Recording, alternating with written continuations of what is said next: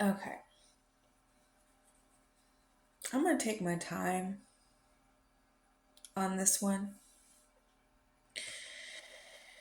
because it's a big word of encouragement and wisdom that the Lord just happened to bestow on me. And it's a lot of, there's a lot of people in this situation. And now I kind of see why they're the remnant, the very few people left that are following the Lord. I mean, being soldiers for the Lord and getting attacked and being told certain things and whatnot and made to feel a certain way. And I understand how these people are feeling, these new Christians or people who come to the Lord and are now having awakenings like revivals, revelations, and whatnot, and realizing how chaos and how much evil is actually around them, that it scares them. And so they get closer and closer to God. Now, I, for myself, that is why I have stayed kind of hidden, kind of isolated in my own realm, my own world, I guess you can say. Even though I'm still here, I just feel like my spirit is at a higher place. And so I don't get involved in a lot of worldly things that could potentially be negative. Now, some of it's inevitable. You got to go to the grocery store. You got to go to the bank. You have to go to work. You got to deal with family at times. But if you're like me and you're blessed, you don't have a lot of people around you that's like kind of taking your time away from what you really want to do. Um, you have more time to reflect and really allow the Lord to just talk to you, give you insight, give you wisdom so that you can better prepare yourself for the future instead of just YOLO. I used to yell that all out. YOLO, you only live once. Well, yeah. Here on earth. Oh, goodness. But someone was telling me where they were living, it was just uneasy. Their sibling is just constantly upset, irritated, having a bad mood, yelling at, their kids or whatever it is. And it just makes me feel like stress. It's all stress and rushing through your life, having to get things done, putting way too much on your shoulders, knowing that you're not strong enough yet.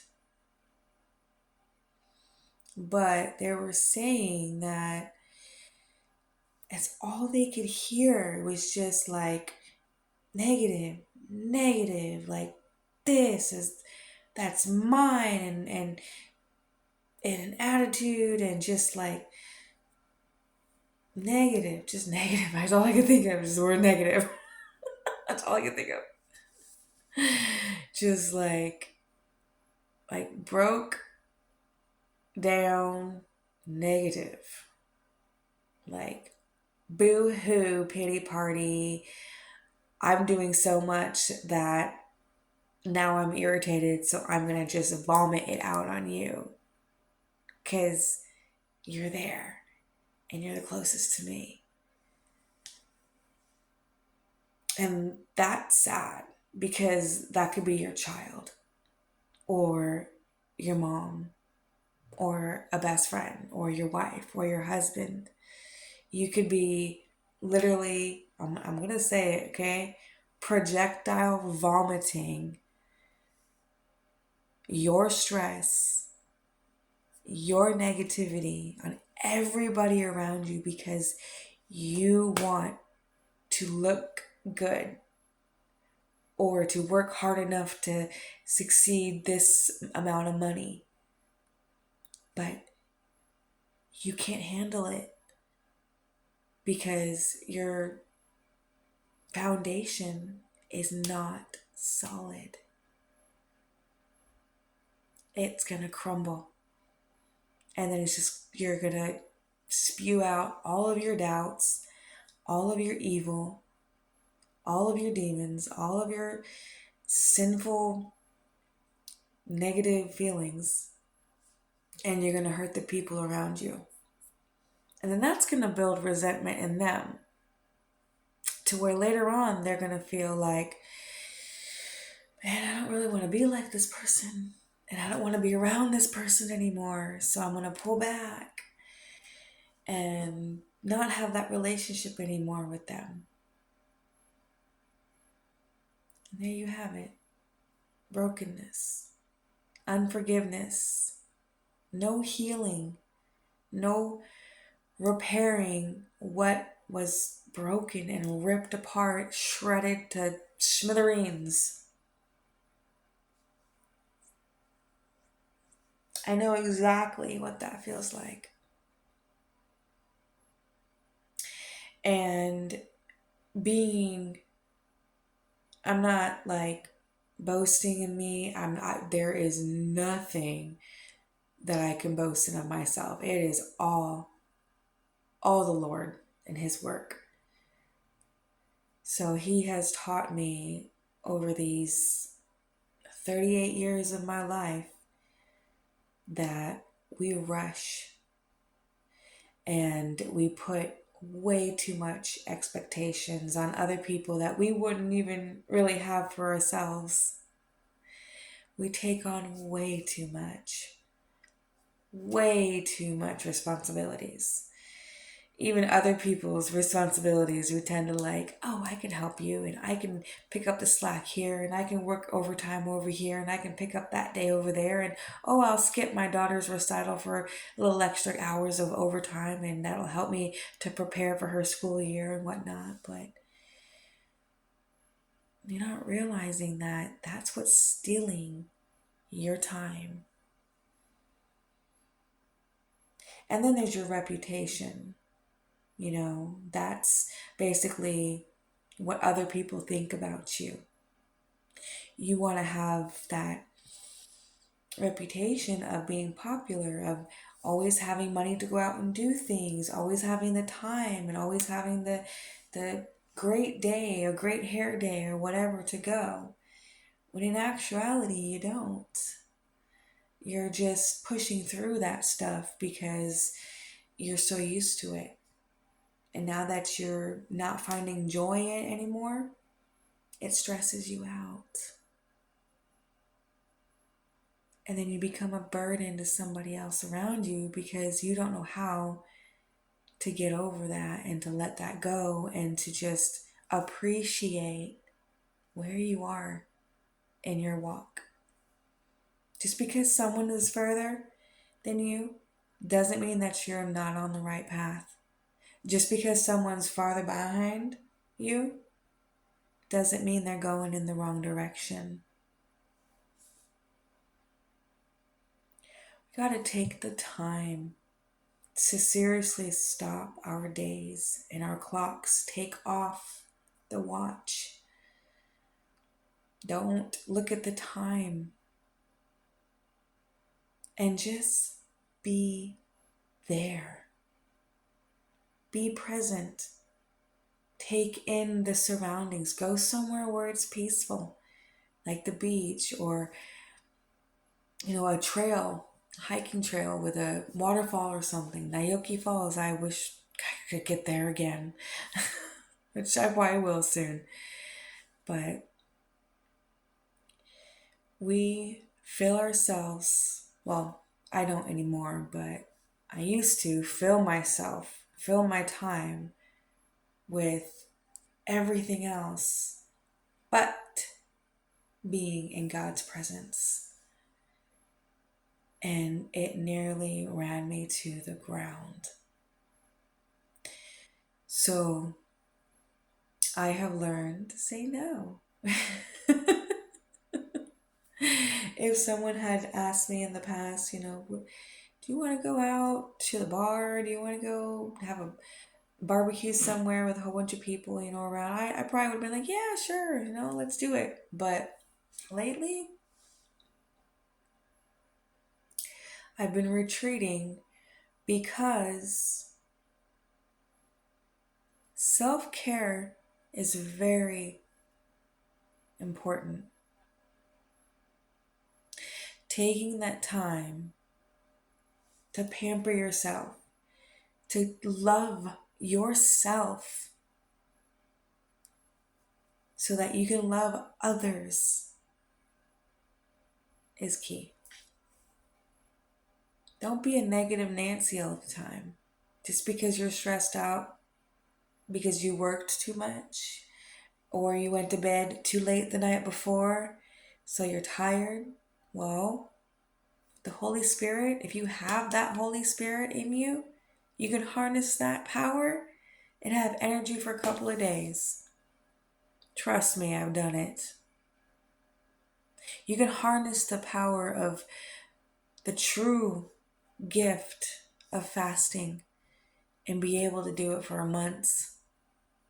It's not just food. There's more to it.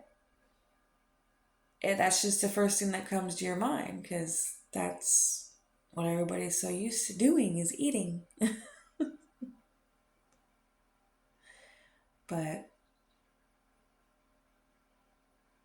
now I know why I am the way that I am. Because I'm not allowing the world to throw all their weights on my shoulders anymore. I'm not carrying your luggage. Okay? I'm not carrying your cross. I'm not wearing your boots. Jesus' shoes, I'll gladly put on. Because he was the only one that reciprocated, which is he basically died for us. Who would do that for you? What friend do you have that would say, literally right then and there, I would die for you, bestie? Not very many. All right? We need to get that mentality to stick. That if we love ourselves enough, we would be able to take a bullet for someone else. Because then we know where our soul would go after. We know that God would be able to have everything else in control. Our kids, our finances, our loved ones, our belongings, whatever it is, it's all under control.